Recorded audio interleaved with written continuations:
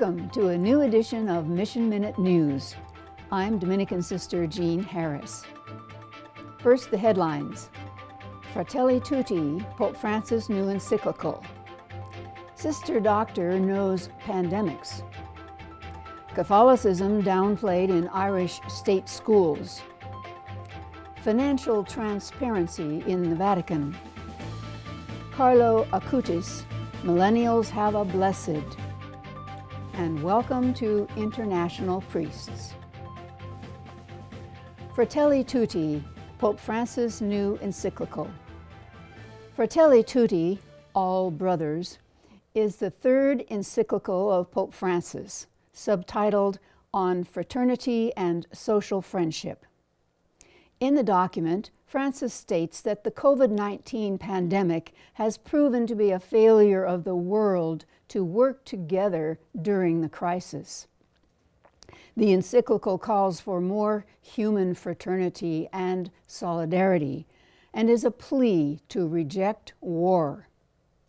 The document was signed on October 3, 2020, on the occasion of Pope Francis' visit to the tomb of his namesake, Francis of Assisi, and was published the following day, the Saint's Feast Day, the first time a papal encyclical was signed outside Rome. The encyclical aims to promote a universal aspiration toward fraternity and social friendship, beginning with our common membership in the human family, from the acknowledgement that we are brothers and sisters because we are children of the one Creator, all in the same boat. We need to be aware that in a globalized, interconnected world, only together will we be saved. While Laudato Si, the previous encyclical, implored the world to care for its common home, Fratelli Tutti offers teaching based upon the example of St. Francis, who sowed the seeds of peace and walked alongside the poor and the abandoned.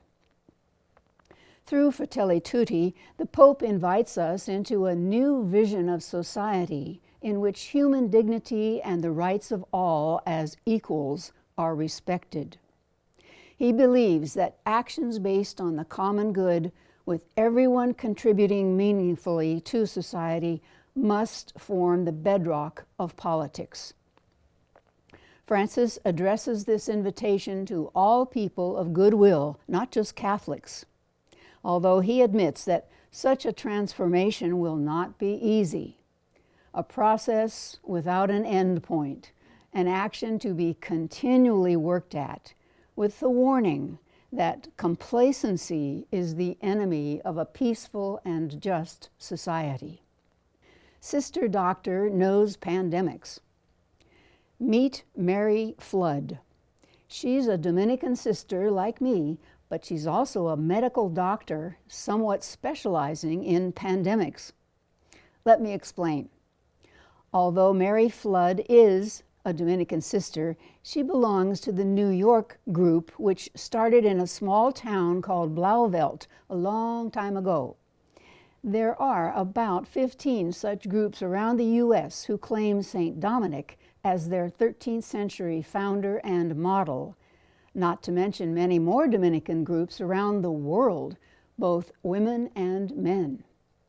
Altogether, we number about 27,000. Because Dominic's ministry was first and foremost seeking, studying, sharing, and spreading God's truth, Dominicans view the world as one big classroom full of learners and explorers, longing to know the truth and be set free as Jesus advised. In the case of Sister Mary Flood, Dominican ministry has taken the form of seeking truth that combats illness and frees people to live. In a September 28 article by Chris Herlinger of Global Sisters Report, we learn that in 1987, Sister Mary was just concluding a long road of study, research, and no doubt prayer, leading to a specialization in infectious diseases when the AIDS pandemic hit the world. Her previous 7 years in retina research, though successful, had prompted in her a longing for closer contact with people, so she had moved into working with HIV and other infectious viruses. During the height of the HIV/AIDS crisis, many of her patients were young gay men. It was difficult to see so many young people dying in the early days of the AIDS epidemic. There was so little we could do for them, she said. But she never felt any distance between her and them. All people should be treated with respect, she felt. Flood said both pandemics are confounding, and both challenge science's ability to deal with viruses. Now, those with HIV can treat the disease with 1 pill daily, but COVID is really out of control. It's very easily spread, and a vaccine can't be rushed. It has to be developed within the prescribed limits of sound and adequate testing. In addition to her work as a physician, Flood is medical doctor of the home care unit of her own Dominican Sisters in Blauvelt, now a satellite of Columbia University Irving Medical Center. As if that weren't enough, she also serves on her congregation's leadership council. As a physician, infectious disease specialist, and associate professor of medicine, Flood has garnered attention not only from her patients and colleagues. New York Magazine lauded her as one of New York City's top doctors in 2014, 2016, and 2017.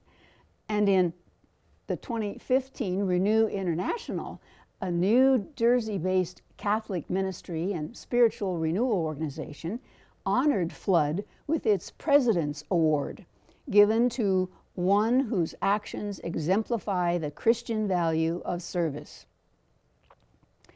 Sister Mary Flood, now 74, is an outstanding example of that huge group of Catholic young women in the mid-20th century who followed in the footsteps of their Catholic school teaching sisters and gave their lives to Christ in ministries of teaching, medicine, and social work, doing what Jesus did, serving people.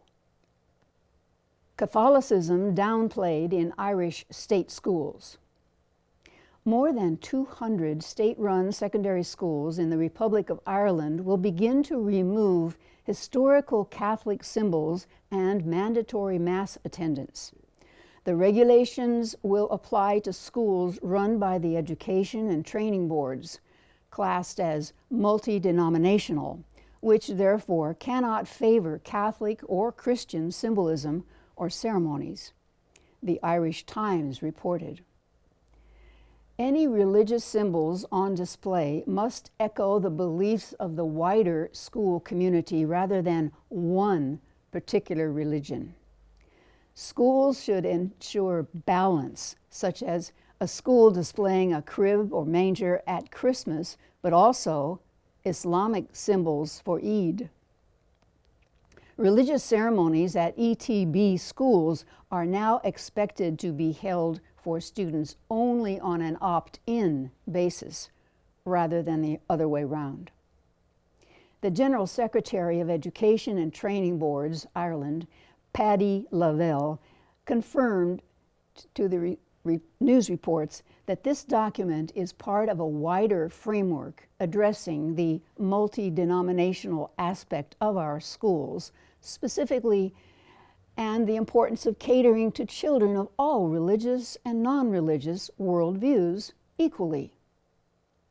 Further, religious education teachers will be required to be trained by ETB-approved groups so as to provide religious education that matches the school's multi-denominational identities and the state curriculum, which covers a variety of religious traditions. And the religious ed departments will be inspected by state rather than church authorities. Financial transparency in Vatican. On October 1st, the Prefecture for Vatican Secretariat for the Economy released the 2019 balance sheet of the Holy See in a bid for a more transparent Vatican. Father Juan Guerrero, Society of Jesus, the department's prefect, said that contributors and donors have the right to know how their donations are being used, that the economy of the Holy See should be like a house of glass. This disclosure of Vatican finances is the first since 2016. The statement provides the first ever account of the Vatican's assets, which are listed at 1.4 billion euros. However, that figure does not include the huge resources of the Vatican museums, Vatican Bank, the government of the Vatican City-State, and Peter's Pence collection. The balance sheet showed a deficit of 11 million euros in 2019, much better than the 2018 deficit of 75 million, which, according to Father Guerrero, was due to the recovery of stock prices in the Vatican investment portfolio. It also showed that the total expenditure of 60 curial offices totaled 318 million euros out of an income of 307. Also provided was the most extensive breakdown of the expense of the different offices of the Roman Curia. APSA, Administration of the Patrimony of the Apostolic See, which manages Vatican assets, showed the largest expenditure at 67 million euros, followed by the Secretariat of State at 65, and the Dicastery for Communications at 46. All are huge contrasts to the 3 million euro expenditures of the Congregation for the Doctrine of the Faith. In an interview with Vatican News, Father Guerrero said, "Our mission will always tend to produce deficits. We must find a way to support the mission in the long term." He further explained, "It is a service that we do, not do for profit." For the current year, 2020, a significant drop in revenue is expected due to COVID lockdown. The Prefecture for Economic Affairs warned that it could be a drop from 30 to 80%, thus presaging a substantial 2020 deficit. Father Guerrero acknowledged that a request was made in April for all dicasteries or departments to transfer their liquid assets to APSA in anticipation of revenue loss due to the lockdown. Moreover, he acknowledged that Vatican fundraising has been negatively affected by some reports of financial mismanagement. He conceded that in some cases, the Holy See could have been badly advised or cheated. The Vatican is now under the financial scrutiny of Moneyval, the Council of Europe's anti-money laundering watchdog. Carlo Acutis, Millennials Have a Blessed. Carlo Acutis, an Italian Catholic computer programmer best known for documenting Eucharistic miracles around the world, was beatified on October 10, 2020. Pope Francis said the beatification of this Italian computer whiz-kid was a sign to young people that true happiness comes from putting God first. Carlo's parents and siblings were in the front row at the ceremony. They accompanied the reliquary containing Carlo's heart all the way to the altar.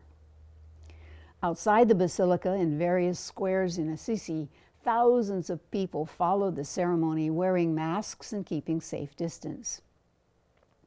Carlo Acutis, now on a path to sainthood after being beatified in the Umbrian town of Assisi, helped spread Roman Catholic teaching online before his death from leukemia at 15 in 2006. He is the youngest contemporary person to be beatified. Beatification is the step before canonization. To be declared a saint, A second miracle taking place after that must be attributed to his intercession. During the Angelus in Vatican Square the next day, Pope Francis said that his testimony shows today's young people that true happiness is found by putting God first and serving people, especially among the poorest in society.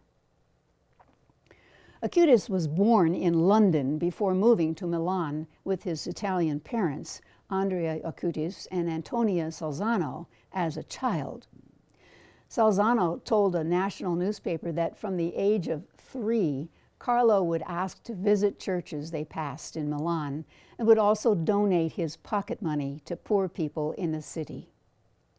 From the day he first received his Holy Communion at the age of 7, Carlo never missed daily Mass and showed great devotion to the Lord present in the Blessed Sacrament. Our Lady was his great confidant, and he never failed to honor her by daily praying the Rosary. Carlo was both modern and deeply Catholic, that very special boy whom everyone admires and loves. The teen died on October 12, 2006, and asked to be buried in Assisi, where he was both beatified on Saturday and deeply devoted to St. Francis and his dedication to helping the poor. Welcome to International Priests. In 2013, Archbishop Hartmayer from Atlanta attended an ordination of 17 priests in Nigeria. 2,000 people attended in the cathedral that seats 900 with no air conditioning and a 5-hour service. Later, he proposed a plan to the Nigerian bishop that he would educate 3 seminarians in the U.S. with the condition that they serve 10 years there before returning to their native land. The plan was accepted. Similar proposals occur all over the U.S. Adaptation from African to U.S. cultures is challenging. In some countries, priests are treated like royalty in contrast to expectations in the U.S. As priestly vocations decline in highly developed countries, the demand for international priests grows, and receiving parishes need to be more intentional as they facilitate integration. In 2012, Georgetown University's Center for Applied Research in the Apostolate, or CARA, reported that there were about 6,600 international priests serving in the U.S., which was about 17% of the total, but only about half of them had received the appropriate orientation. Many cultural changes face these priests as they begin serving here.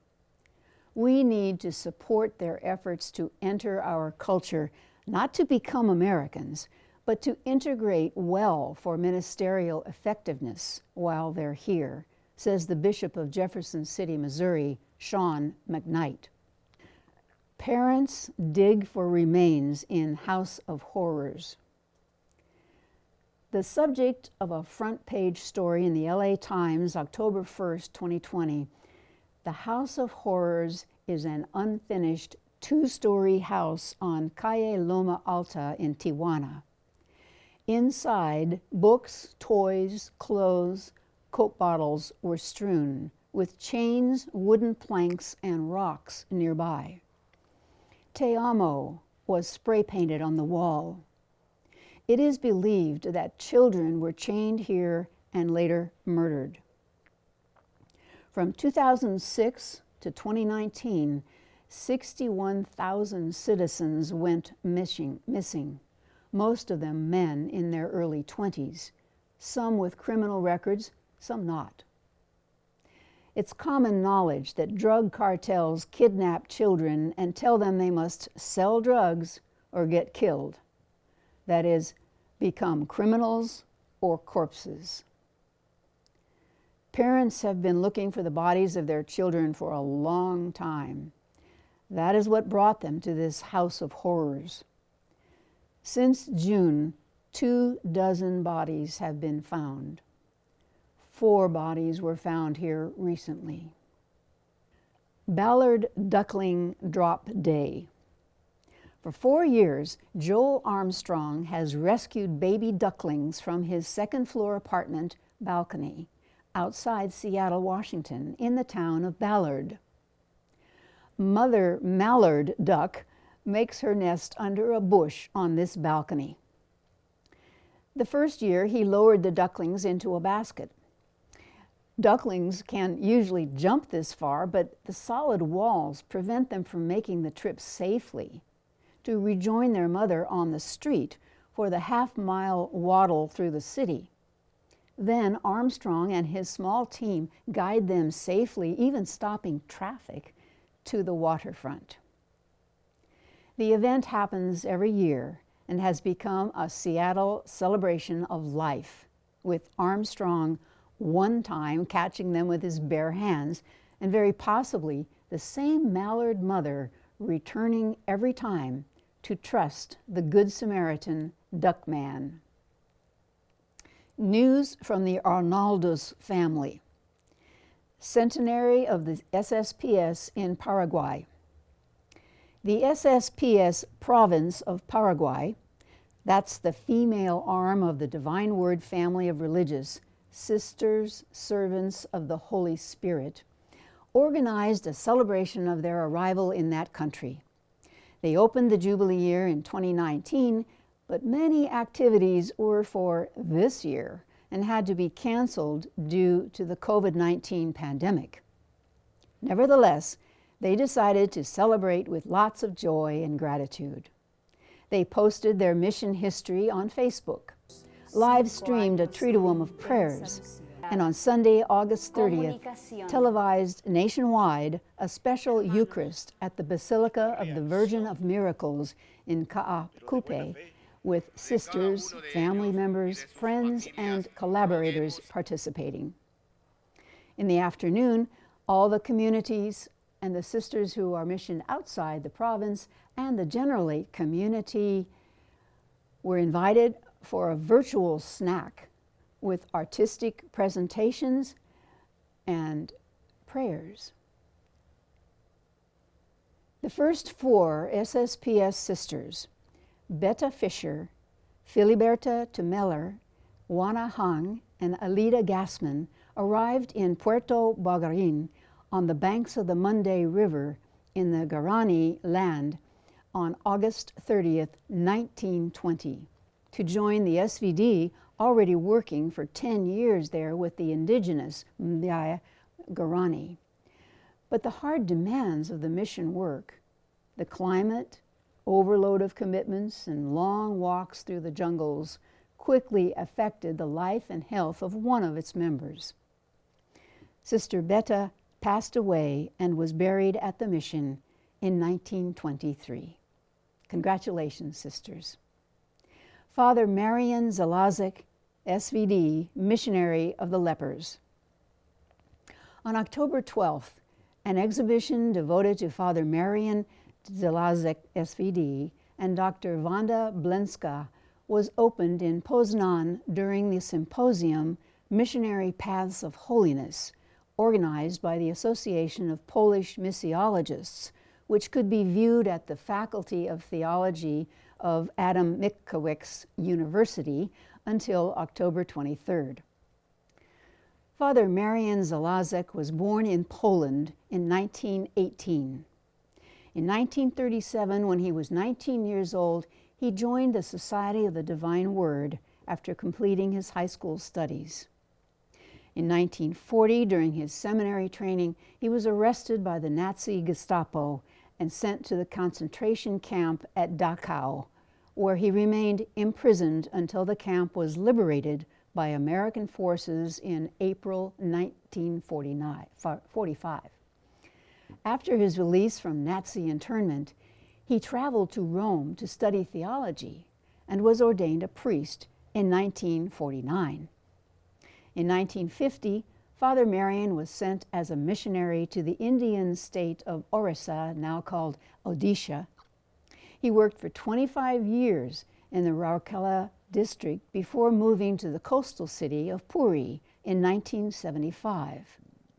In Puri, he was moved by the plight of a large number of people afflicted with leprosy, as they were completely ostracized from the community. Even the otherwise healthy children of lepers were not allowed to associate with the children of healthy parents. His experience in the concentration camp gave him an insight into the suffering and poor treatment of those afflicted with the disease. Inspired by the work of Father Damien of Molokai, Father Marian organized the leper colony and saw to the treatment of over 600 lepers. He provided them with shelter, medical care, and a chance to earn a living at a time when lepers were considered by many to be cursed by God and had to survive by begging. He later founded the Beatrix School, which gave the children of the leper colony their first opportunity at an education and a chance for a brighter future. The school was not limited to the children of the leper colony, and soon many children of non-lepers were also attending. This integration has played a very big role in removing the stigma surrounding leprosy. Father Marian strove to diminish that stigma further by introducing the lepers to the community and showing that they were not to be feared or reviled. For his tireless work in this leper colony in Puri, Father Marian Zalazek was twice nominated for the Nobel Peace Prize. He passed away on April 30th, 2006, in the arms of his own people from the colony, and the work for his beatification and canonization is underway. It is not difficult to be good, provided one wants to be so, according to Father Marian. General leadership lauds provincial and regional superiors.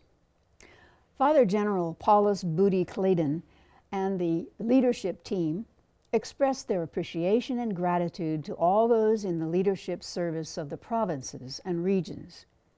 In a circular dated September 1st, Claydon said, "We would like to avail of this opportunity to express our appreciation and gratitude to you, dear confreres, who are in the leadership service of your respective provinces and regions, for your commitment and dedication in this time of crisis.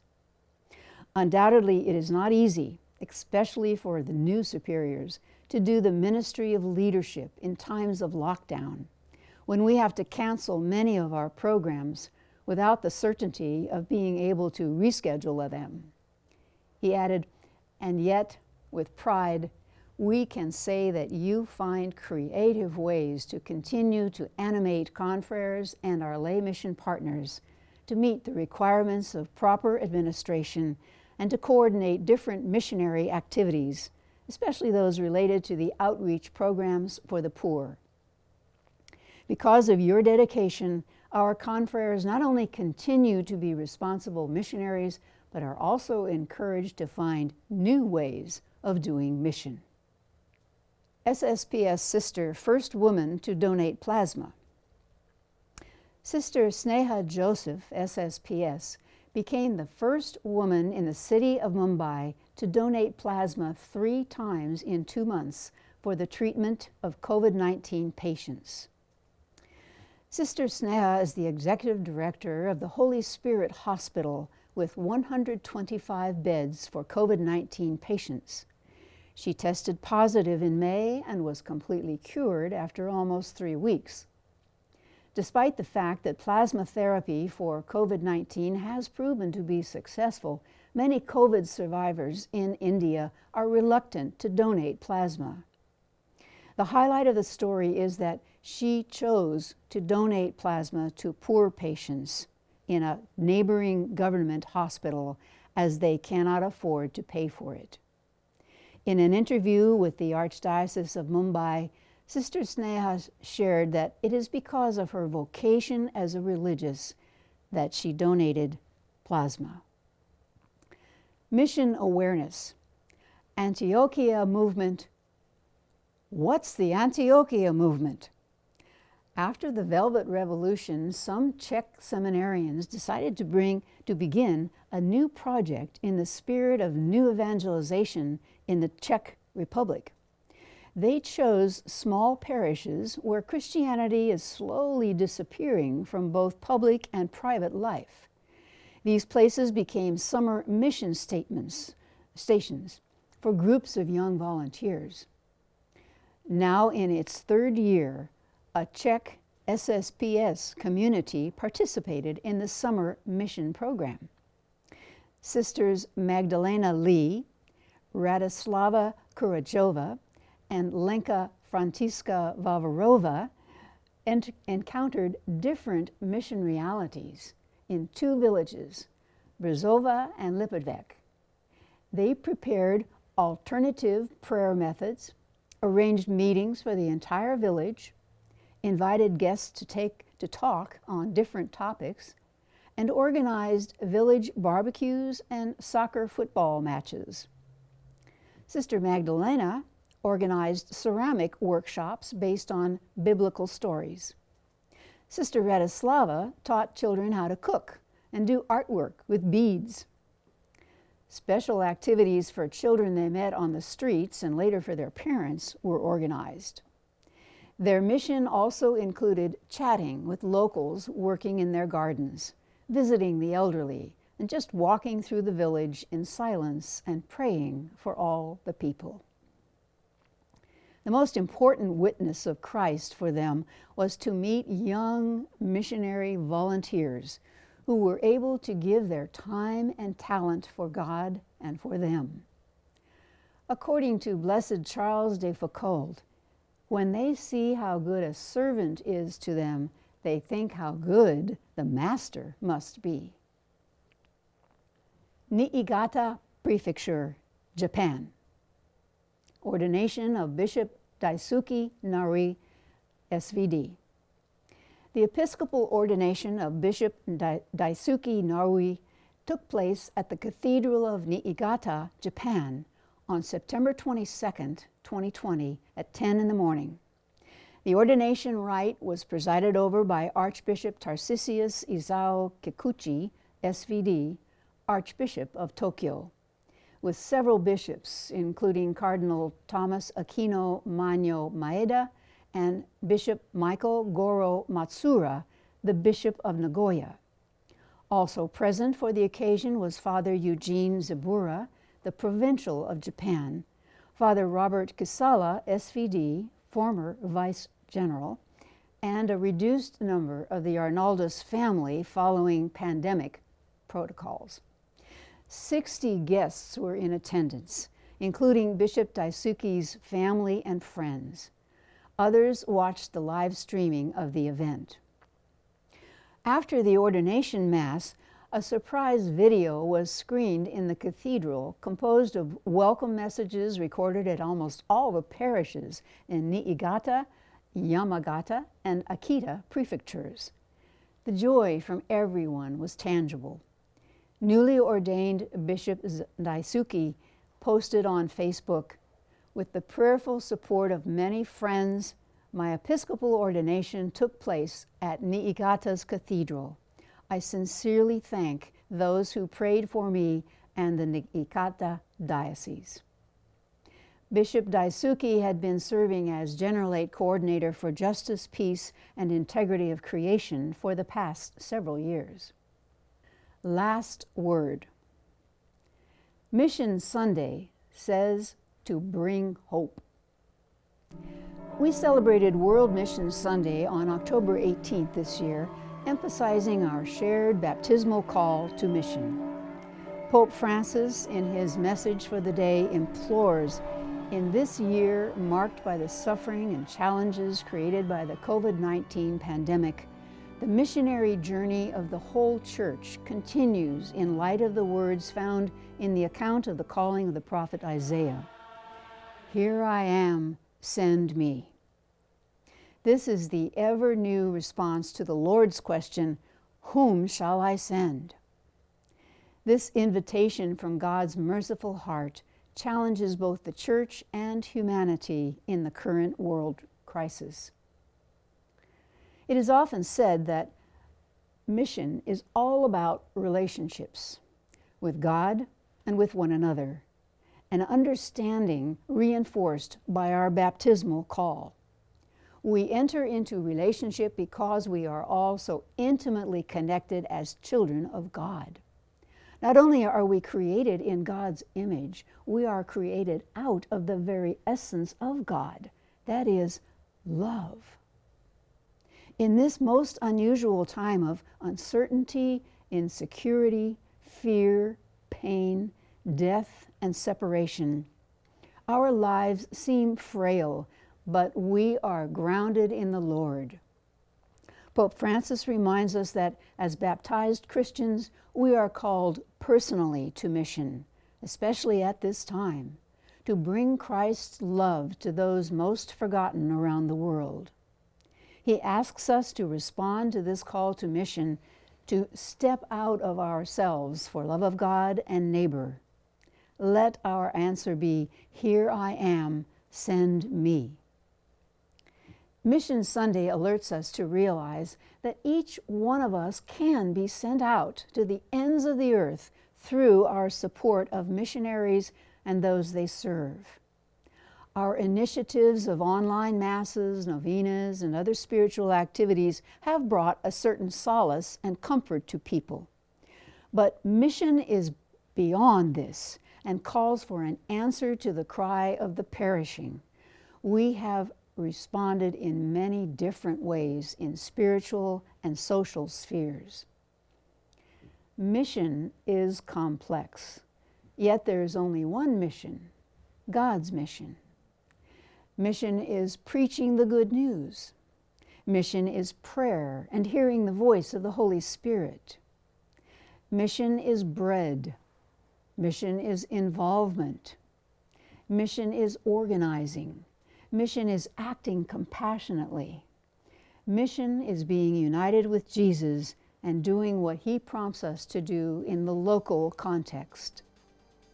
Mission Sunday challenges us to bring hope to people, sharing through our interactions, stepping out of our safety zone, searching for the lost in the pandemic, interacting with them and counseling them. "Here I am, Lord, send me." That's all for this edition of Mission Minute News. Until we meet again, stay safe, and may Jesus' love for you make you smile.